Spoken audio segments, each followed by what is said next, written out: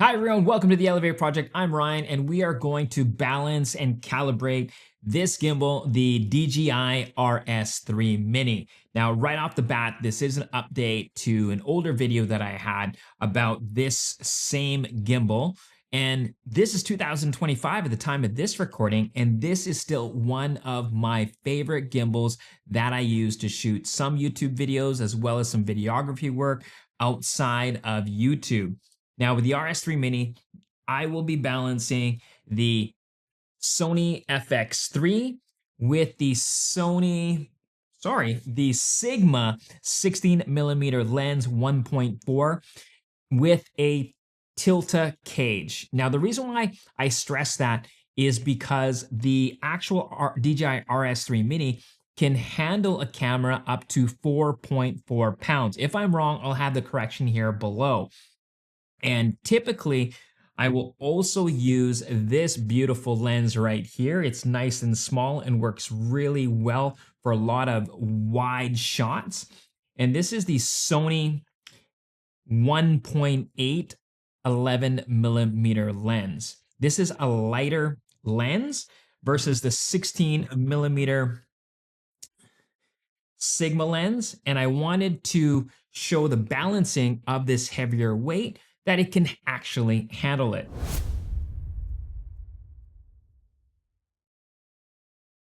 And it has a thumb screw, which is great. And these is the same plate that comes with the DJI RS3 Mini, not making any changes. And with the actual gimbal itself, we're going to be balancing. This is the roll axis, which shows the rolling of the camera. And this is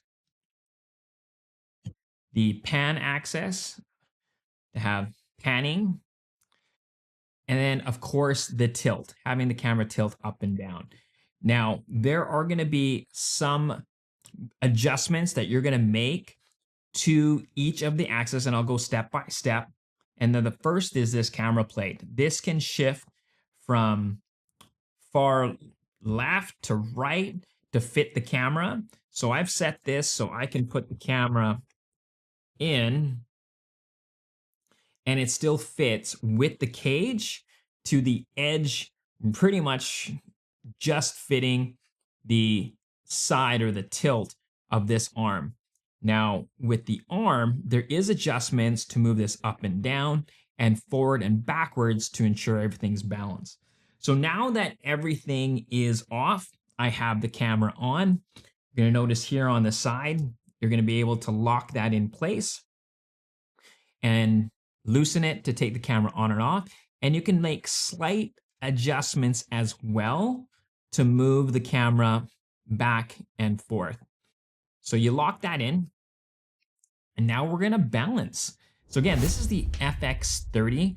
When you do go to the compatibility list, I believe currently, I just double checked it online, it will tell you that there is no FX30 for compatibility, but there is the FX3. The FX3 and the FX30 are very similar. They have the same body. And with the FX3, any lens that you put on there will be a heavier lens. So that's the beautiful thing about this gimbal. It's able to take a pretty maximum load in a lighter and smaller form factor, which again is great for travel. And for me, even for run and gun, I love to take this gimbal than my other gimbals that I have. Okay, so the first thing that we're gonna do is we're going to balance the roll axis. So here, there's gonna be a button to unlock it. And from here, you just kind of want to balance it in place. It's already balanced, but I'm just going to show you here on the back. This here is a thumb. You can lock it in and adjust it and move it from side to side. So I'll show it when it's not balanced. So if I move it a little bit more to one side or the other, you'll notice that it will shift to one side. So I'm leaving it here and it's moving, moving, moving. And then you kind of want to make sure that it's balanced. If you have it too far on the other side, it weighs to the other side. So let's get back this in place. And what you want to do here is micro movements or micro adjustments. And they're roughly balanced there. It's not moving more to one side. And then boom. So we're locked in place. So once you're done there, everything else should be locked except for the pan axis. Sorry, the rolling axis. So then I lock that into place. Now, the next axis that I like to balance is the tilt axis. So the tilt, again, will have a lock here on the top.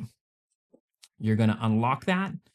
And then here you can already see, because of the lens, the camera wants to go down.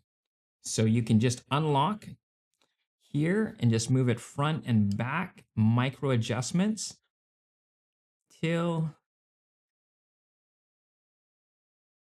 it balances. So we're good there. I can lock that in place. Again, we're good. And then I lock that in place. The next is going to be the pan axis. Now this is going to look a little weird if you've never done this before, but here you're going to be able to adjust this back and forth to have the weight of the camera balance either forward, backwards, and there's going to be locking and unlocking here to balance it off. So what I'm going to do is I'm going to unlock it. You're going to notice that it's swiveling back and forth. So what you want to do to balance this is to set it at a 45-degree angle and make sure that it doesn't turn. So right now it's balanced. So if you don't have to have it. You can have it on its legs and you can just tilt it to the side. You notice it's not moving. Now, if it was unbalanced, if I were going to move this forward, as soon as I turn that on an angle, on a 45-degree angle, it starts swinging. So that's when you start making micro adjustments, kind of test it. Not good there. Put it back, lock it in place. And again, we're good there. So now we have everything manually balanced. So what we want to do now is unlock all the access. So this pan is unlocked. I'm unlocking the roll access, so here. And then now I'm going to unlock the tilt access. And there, it should all be balanced. So again, we haven't calibrated anything yet. We haven't turned anything on. We're good. This is with the Sony FX30 with the 16mm Sigma lens. And here I can turn it on. And now we should be good. Now you're going to notice here, I'm going to be able to move the camera, the pan. I'm going to move it up and down. And there's a trigger here to recenter it. Now I'm just going to turn this around so you can see on the back. So on the back there it says it's in green, which means that it's balanced. The motors aren't being overused. It's balancing the weight well with the Sony FX30, which is good. So now I'm going to press that calibrate button and it's going to start calibrating. You're going to notice it's going to do some movement. It's going to adjust the motors. It is already calibrated on my side. You can make any other adjustments to tune it how you want to tune it, depending on the shot that you're going to do, depending on which lens that I use and have it balanced for.